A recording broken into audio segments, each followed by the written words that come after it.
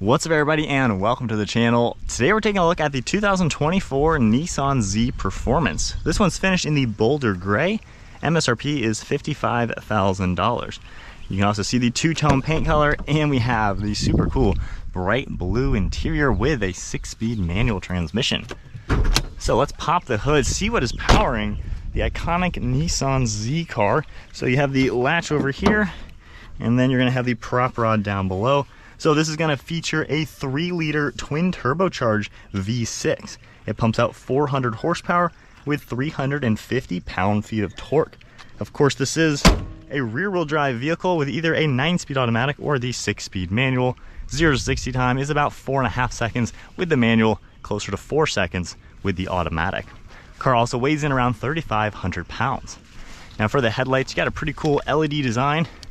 Tapping the button, you can see the daytime running light on them, along with the amber color. Pretty nice blacked out design, and I like how the bodywork kind of matches the overall shape. You have a very squared off retro design overall for this exterior. I like the sharp point throughout the hood, cutting through the Nissan badge, and then you do have a very square grille. There's a little bit of contrast with the silver trim throughout it, safety sensor, parking sensors as well. Then you have some sharp cuts in the front bumper for the lower splitter. So it's got a pretty nice design overall. The hood and bumper are very smooth together, and you can see the sharp body lines throughout the top. Very sleek looking car. I like kind of a combination of the retro as well as the modern style. We also have the raised forged wheels, lightweight of course, split 5-spoke. Then we have the Akebono braking system with 4 piston calipers up front. You got a very nice clean body line throughout that front fender to the doors. And like any Z car, you have a nice long hood and a sloping rear end. You're gonna see a nice aggressive side skirt, and then you can also see the LED turn signal throughout the side mirror finished in black. All black for the roof line with sharp body lines up above, third brake light in it, and the silver blade is a really cool style. Got the Z logo as well, and the overall side profile is really nice. It definitely looks like a Z car, it looks like a sports car. Around back, you're gonna notice really wide rear fender arches with nice curves. You have a massive fuel cap door, which is funny to look at. And then in back, these LED taillights are super nice. Once again, you got that retro style to them. I definitely like the overall look. Very cleanly designed into this rear bumper. You got gloss black, Nissan logo and Z badge, and then some sharp body lines throughout the lower portion. You have your rear parking sensors, a massive rear diffuser with dual exhaust, and then a spoiler mounted on the top of the trunk. You can also see how the two-tone cuts its way into the trunk itself, which is a neat design. Overall, I don't think you can complain too much with the exterior styling. A little boxy up front, but the rear end definitely looks amazing. Now, as far as the trunk, there's a button in the Nissan badge itself. We can open that up, and it's the same trunk from the 370. So if you're familiar with that car, pretty decent size for what it is. You do have a lower roof line for the hatch, so the tallest items aren't going to fit too well, but nonetheless you can still fit 2 golf bags in here and use this as your daily driver car. Manually closing it. For the interior, you have a button on the side that you can lock and unlock the car to gain access, and then you're going to see somewhat of a soft touch plastic material up on top, and then the vinyl material with the micro suede for this insert. Has a very bright color to it. Grab handle, all of your controls right here. Release handle with an air vent, Bose audio, and then storage down below. We also have the aluminum illuminated Z logo on your door sill, and then manual controls on the seat. So this will raise and lower the base for the front and the back, and then you're gonna see power controls are right here. So that's how you could adjust the rest of the seat. They don't really have massive bolsters, so they're not really a performance seat, but they're fine, easy to get in and out of. You have the leather material, more of this micro suede throughout the insert, and it looks pretty cool going up to the headrest. Also get a black leather steering wheel, finished off with some dark color trim. And then let's go ahead and hop inside. The carpeted floor mats, I will say, are insanely plush. It looks like a household carpet. So kind of funny to notice that. Closing the door, foot on the clutch, let's fire it up. So we got that start button right in the center. Good look at the logos and graphics turning on. We have controls on the left side for Bluetooth and audio. You can also control the actual screen in front. On the right side, we have all of your cruise control settings, and then the stalk on the right for windshield wipers, headlights over on the left with turn signal. Now for the gauge cluster, it has a really cool look.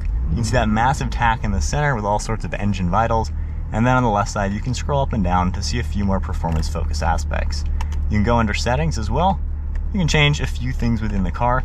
And then by hitting this icon, you can get into a more normal screen, just like all of your typical Nissans.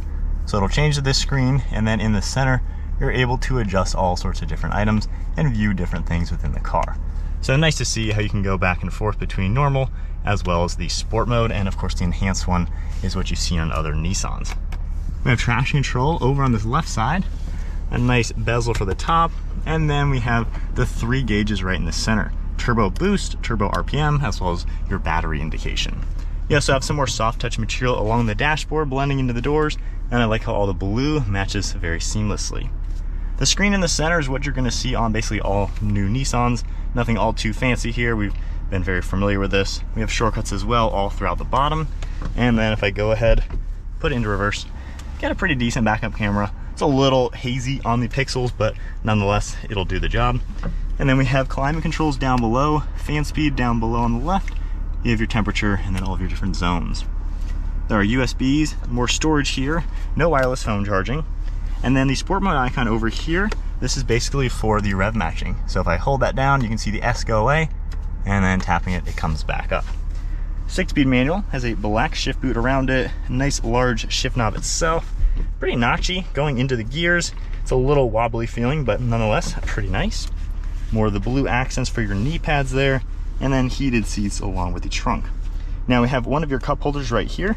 You can also slide this armrest back to reveal a secondary one, and you can even open that up and we have more storage. You're gonna have a manual park and brake, and then a lockable glove box on the right side. Up above, we do have somewhat of a double bubble roof. We have your dome lights up above, and then controls for the garage door opener. And then last thing to show is the extra storage the Nissan Z is going to offer. Now, being power controlled seats, you do have to come in here, hold these buttons for a little bit, and this will get these seats out of the way. On the manual seats, of course, you can just grab the lever. But back here, you are going to see some hidden storage space behind both of the seats, as well as a secondary glove box to make this a pretty practical sports car overall. All right, so setting off now in the Nissan Z. You got some good power out of the motor. The steering is actually pretty good. There's a good amount of weight to it to where you feel pretty good in control. Now this car weighs a little bit more than its direct competitor, and you do feel a little bit of the weight. I would say this car drives more like a GT sports car. It's not as pinpointy or nimble as maybe its best competitor, of course, the Supra. So it has a little bit different characteristic. It's very comfortable to drive overall. You do have a really good view around. You have a lot of glass. So for being a two-doored sports car, I mean, this is something you can just see around so well. It's really easy. Your left shoulder, checking that, is a little hard to see out of, so that's the only spot. It is also a very open interior to where you feel like you have good room. I will say these seats, while they do have a lot of padding to where they're comfortable to sit in, the backs, you can kind of feel the lumbar support back there if you kind of are bouncing a little bit. So they could improve the back support. The bolsters are not that large, so when you're going left to right, there's not the greatest lateral support. And then I feel like my legs are a little too long for this car. I like the bucket seats the Nismo Z is gonna offer. So these feel a little short as a seat. They don't really cradle your legs like a bucket seat would. That's kind of my biggest downfall with the interior. The blue is very bold, it looks cool, it won't be everybody's taste. Now driving this with the stick shift, this is a pretty fun manual to go through the gears. It's pretty forgiving to where it's actually really easy to use. The rev matching also works really well. A little bit of turbo lag, you kind of got to hit closer to 4,000, but it's a pretty fun balance. Now, as far as acceleration, you even get launch control with the stick shift. So you hold the clutch and floor the gas and then just slowly let off the clutch.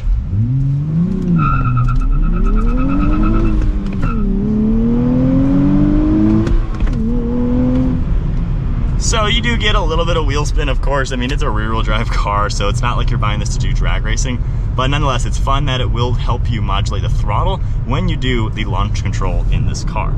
So there is a lot of fun aspects to the driving. As far as normal driving, it is pretty comfortable and quiet, and the suspension is really forgiving as well. Like I said, this isn't a pinpointy, nimble sports car. It's more of a GT sports car. And the suspension tells me a lot about how comfortable this car can be.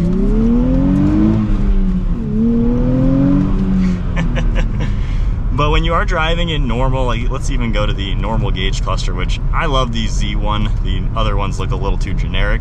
But if you are just driving in this car like normal, we even have the adaptive cruise control. It's comfortable, it's smooth. I mean, this is a good just daily normal car, but you still have the power to back it up. So it's a good blend of, it's a sports car, but it's also kind of normal to drive as well. Use of materials isn't too bad. It does look a lot like a 370Z. So it's like a 15-year-old feeling interior. You do have a nice steering wheel. I like the color options, and it is soft touch material for the most part. Basically, the screens are new. Everything else looks very similar to a 370. So that is gonna be one thing you're gonna have to mess with if you want a newer car. Of course, there's other things available, but the Z kind of gives you a fun to drive car. It's a little on the pricey side, I think, for what it has to offer, given there's no actual drive modes. All it does is do the rev matching. So you really gotta want a Z car, I think, to buy this car. But nonetheless, it's comfortable, it's roomy, it's practical, and it's pretty fast. So it does hit a lot of things that buyers are gonna want, as long as you are really interested in a car that doesn't have the craziest suspension, steering, you know, active differentials, exhaust, things like that. And if you're not really interested in a refined ride. But nonetheless, it's comfortable and pretty fun to cruise around in.